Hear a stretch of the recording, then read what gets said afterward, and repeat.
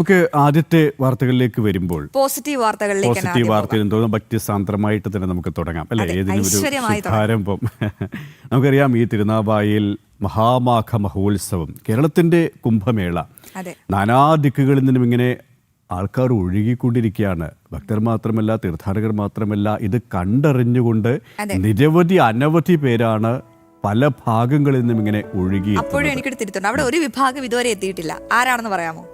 അതാരാണ്? കേരളത്തിലെ മാധ്യമങ്ങൾ, ജനം TV ഒഴിച്ചുള്ള മറ്റു മാധ്യമങ്ങളൊന്നും ഇതുവരെയും തിരുനാവായ. എനിക്ക് തോന്നുന്നു ഈ ആദ്യ ദിവസങ്ങളിൽ വളരെ ചുരുക്കം ആൾക്കാർ മാത്രമേ ഉണ്ടായിട്ടുള്ളൂ. പിന്നീട് ഒഴുകിയെത്തുകയാണ്.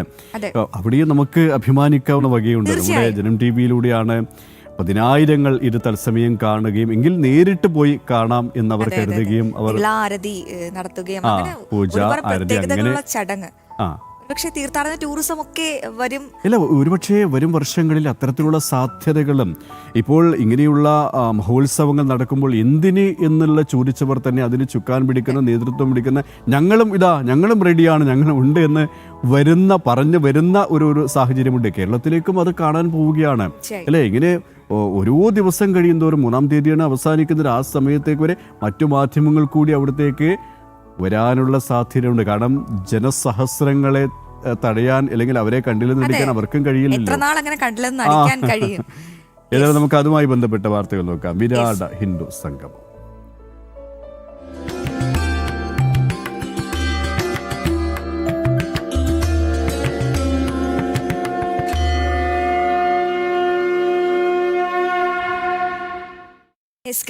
രാവിലെ തന്നെ ഒരാൾ റെഡിയാണ്. രാവിലെ ഫോൺ വിളിച്ചിരുന്നു. അരുൺ അവിടെ റെഡിയായി നിൽക്കുകയാണ്.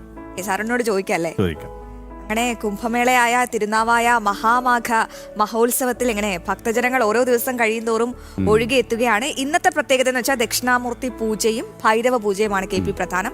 പുലർച്ചെ മുതൽ ദക്ഷിണാമൂർത്തി പൂജ ആരംഭിച്ചിട്ടുണ്ട്.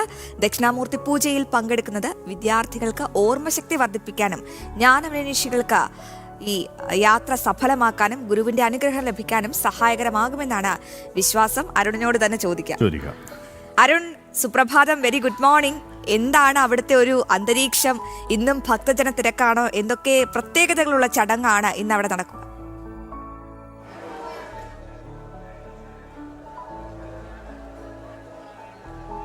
അശ്വതി, KP, നമസ്തേ, ഗുഡ് മോർണിംഗ്. ഏതായാലും ഈ ഒരു കുംഭമേളയ്ക്ക് ഭക്തരുടെ തിരക്ക് തുടരുക തന്നെയാണ് ചെയ്യുന്നത്. ഓരോ ദിവസവും വലിയ ഭക്തജന തിരക്ക് അനുഭവപ്പെട്ടുകൊണ്ടേയിരിക്കുന്നു. നമുക്കറിയാം, ഇനി ഏതാനും ദിവസങ്ങൾ മാത്രമേ ഉള്ളൂ. അതായത് 3-ാം തീയതിയാണ് ഈ ചടങ്ങുകളൊക്കെ സമാപിക്കുന്നത്. 3-ാം തീയതി വൈകിട്ടോടുകൂടി നിളയിൽ നടക്കുന്ന നിള ആരതിയോടുകൂടെയാണ് ചടങ്ങുകൾക്കൊക്കെ പരിസമാപ്തിയാവാൻ പോകുന്നത്.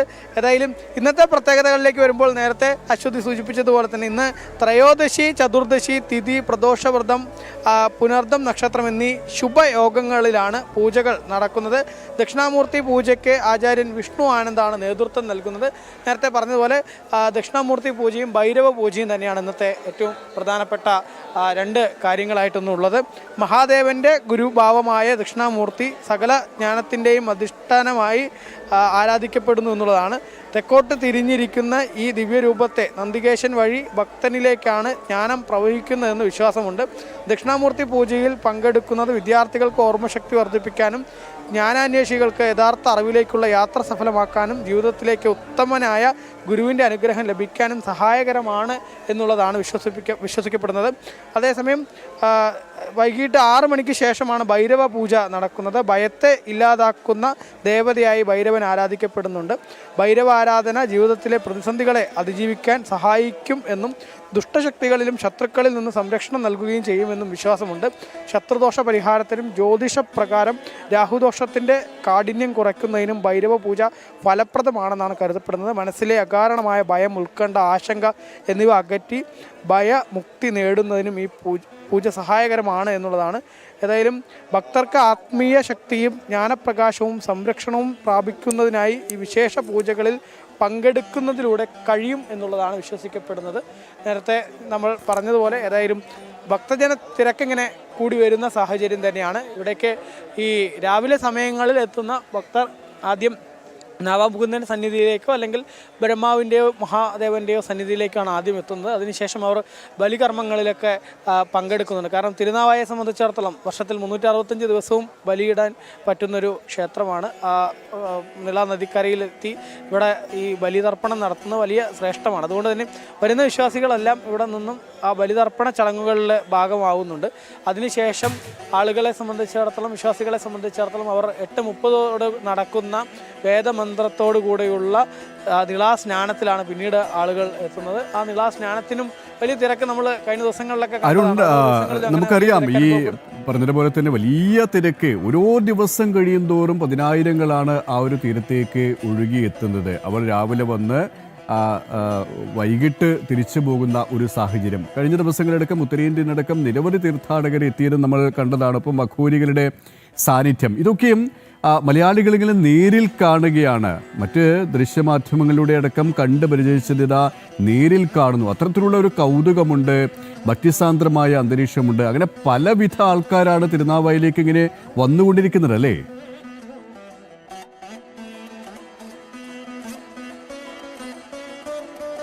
തീർച്ചയായിട്ടും രാജ്യത്തിൻ്റെ വിവിധ ഭാഗങ്ങളിൽ നിന്ന്, വിവിധ രാജ്യങ്ങളിൽ നിന്നൊക്കെ ആളുകൾ ഇപ്പോൾ ഈ കുംഭമേളയിലേക്ക് എത്തുന്നു എന്നുള്ളത് തന്നെയാണ്. നമ്മൾ നേരത്തെ അശ്വതിയും KP പറഞ്ഞതുപോലെ ഈ കുംഭമേളയുടെ ആദ്യ ദിനങ്ങളിലൊക്കെ ജനം TV-യുടെ സ്ക്രീനിലൂടെ പ്രേക്ഷകർ കണ്ടത് ഒരു 5,000 മുതൽ 10,000 വരെ ആളുകളെ ആയിരുന്നു ദിവസം കണ്ടിരുന്നത്. പക്ഷേ ഇപ്പോൾ അതല്ല, സ്ഥിതി മാറി. ഓരോ ദിവസവും ലക്ഷക്കണക്കിന് ആളുകളാണ് ഇവിടേക്ക് എത്തിക്കൊണ്ടിരിക്കുന്നത്. വൈകുന്നേരത്തെ നിള ആരതിക്കൊക്കെ എല്ലാ ദിവസവും ലക്ഷക്കണക്കിന് ആളുകൾ, 3.5 ലക്ഷത്തിലേറെ ആളുകൾ ഒരു ദിവസം പങ്കെടുത്തു എന്നുള്ളതാണ്. റിപ്പബ്ലിക് ദിന ദിവസമൊക്കെ 3.5 ലക്ഷത്തിലേറെ ആളുകളാണ് അവധി ദിനമായതിനാൽ പങ്കെടുത്തത്. ഇന്നിപ്പോൾ ശനിയാഴ്ചയാണ്, ശനി അടുത്ത ദിവസം ഞായറാണ്. അതുകൊണ്ട് തന്നെ ഇനി അവധി ദിനങ്ങളായതുകൊണ്ട് തന്നെ ഈ ദിവസങ്ങളിലൊക്കെ ആളുകളുടെ ഭക്തരുടെ എണ്ണം വലിയ രീതിയിൽ വർദ്ധിക്കാനുള്ള സാധ്യത കാണുന്നു എന്നുള്ളത് തന്നെയാണ്. ഒപ്പം ഈ എത്തുന്ന എല്ലാ വിശ്വാസികളെ സംബന്ധിച്ചിടത്തോളം അവരുടെ വലിയ രീതിയിൽ അവർ മനസ്സ് നിറഞ്ഞിട്ടാണ് ഇവിടെ നിന്നും തിരിച്ചു പോകുന്നത് എന്നുള്ളതാണ്. കാരണം ഈ നിളാനദിയിൽ രാവിലെ അതികാലം എത്തി നടത്തുന്ന സ്നാനമാണെങ്കിലും അതിനുശേഷം വൈകിട്ടോടുകൂടിയുള്ള നിള ആരതി ആണെങ്കിലും ഒക്കെ മുൻപൊന്നും കണ്ടിട്ടില്ലാത്ത കാഴ്ചകളാണ് പലരെ സംബന്ധിച്ചിടത്തോളവും.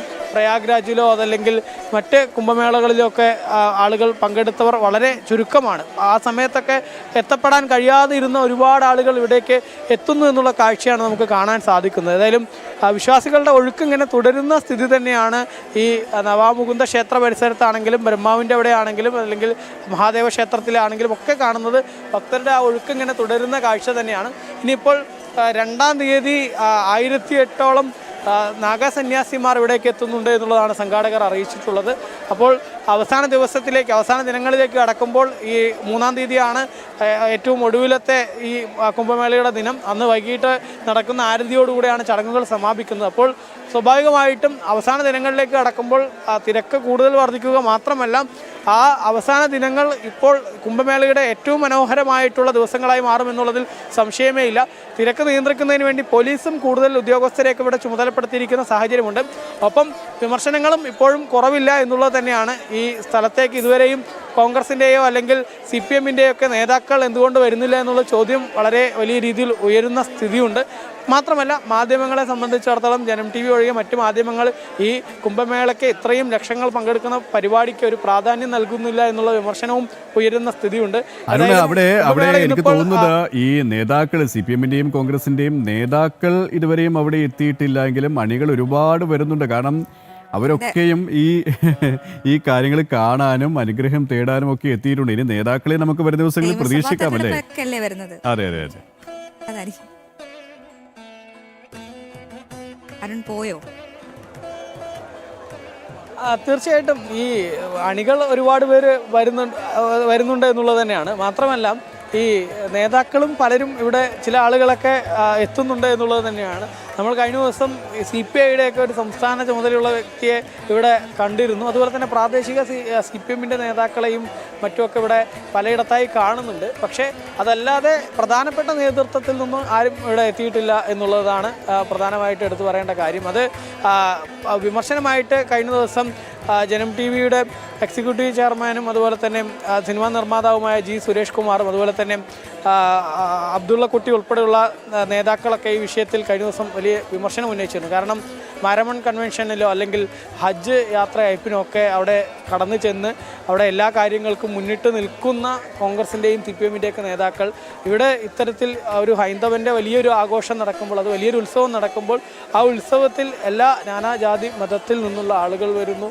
എല്ലാ തരത്തിലും നമ്മുടെ നാടിന് തന്നെ അഭിമാനിക്കാവുന്ന ഒരു ഉത്സവമായിട്ട് ഈ ഒരു മഹാമാഘ മഹോത്സവം മാറുന്നു എന്നുള്ളതാണ്. പക്ഷേ അപ്പോഴും അത് കണ്ടില്ലെന്ന് ബോധപൂർവ്വം നടിക്കുന്നു എന്നുള്ളതാണ്. അത് എന്തുകൊണ്ട് എന്നുള്ള ചോദ്യങ്ങളും മറ്റുമൊക്കെ വലിയ രീതിയിൽ ഉയരുന്നുണ്ട്. പ്രത്യേകിച്ച് ഹിന്ദു ഒരു വോട്ട് ബാങ്ക് അല്ലാത്തത് കൊണ്ടാണോ ഇങ്ങനെ ഈ ഹിന്ദുക്കളുടെ ഇത്തരത്തിലുള്ള ആചാരങ്ങളും മറ്റിനൊക്കെ ഒരു പുറംതിരിഞ്ഞു നിൽക്കുന്ന സമീപനം ഇവർ സ്വീകരിക്കുന്നത് എന്നുൾപ്പെടെയുള്ള വിമർശനങ്ങളൊക്കെ ഉയരുന്നുണ്ട്.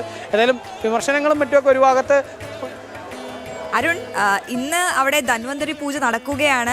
ഒരുപാട് പ്രത്യേകതകളുള്ള പൂജ കൂടിയാണ്. അരുൺ ചെയ്യുന്നുണ്ടോ ഓർമ്മശക്തി വർദ്ധിപ്പിക്കാനും ഒപ്പം ഞാൻ അന്വേഷികൾക്ക് കൂടുതൽ ജ്ഞാനം അല്ല, ലഭിക്കാനും? എനിക്ക് തോന്നുന്നു അരുണ്, ഞാനത് ചോദിക്കാനിരിക്കുകയായിരുന്നു. ഈ വിദ്യാർത്ഥികൾക്ക് ഓർമ്മശക്തി വർദ്ധിപ്പിക്കാനുള്ള പൂജകളൊക്കെ അപ്പോഴേ എനിക്ക് അശ്വതിയൊക്കെയാണ് ഓർമ്മ വന്നത്.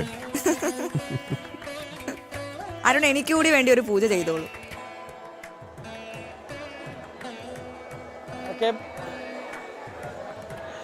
തീർച്ചയായിട്ടും പൂജാകർമ്മങ്ങൾ നമ്മൾ എല്ലാ ദിവസവും പങ്കെടുക്കുകയാണ്. അതുകൊണ്ട് തന്നെ സ്വാഭാവികമായിട്ടും എല്ലാ പൂജയുടെയും ഐശ്വര്യം നമ്മളിലേക്ക് എത്തും എന്നുള്ളതാണ്. അത് എന്നിലേക്കും ഒപ്പം ജനം TV-യിലേക്കും ഉൾപ്പെടെ ആ ഐശ്വര്യം എത്തും എന്നുള്ളതിൽ സംശയമില്ല. കാരണം നമ്മളെന്നും വിശ്വാസികൾക്കൊപ്പമാണ്. അത് ശബരിമലയിലാണെങ്കിലും ഇപ്പോൾ നമ്മളിവിടെ കുംഭമേളയിലാണെങ്കിലും ഒക്കെ വിശ്വാസി സമൂഹത്തിന് വേണ്ടിയിട്ടും ആചാരാനുഷ്ഠാനങ്ങൾ സംരക്ഷിക്കുന്നതിന് വേണ്ടിയിട്ടും സാംസ്കാരിക ദേശീയത എന്നുള്ളത് കൃത്യമായി ഉയർത്തിപ്പിടിച്ച് നമ്മൾ മുന്നോട്ട് പോകുന്നുണ്ട്. അതുകൊണ്ട് തന്നെ അതിൻ്റെ ഐശ്വര്യം നമുക്ക് കൂടി ഉണ്ടാകും എന്നുള്ളതിൽ സംശയമില്ല.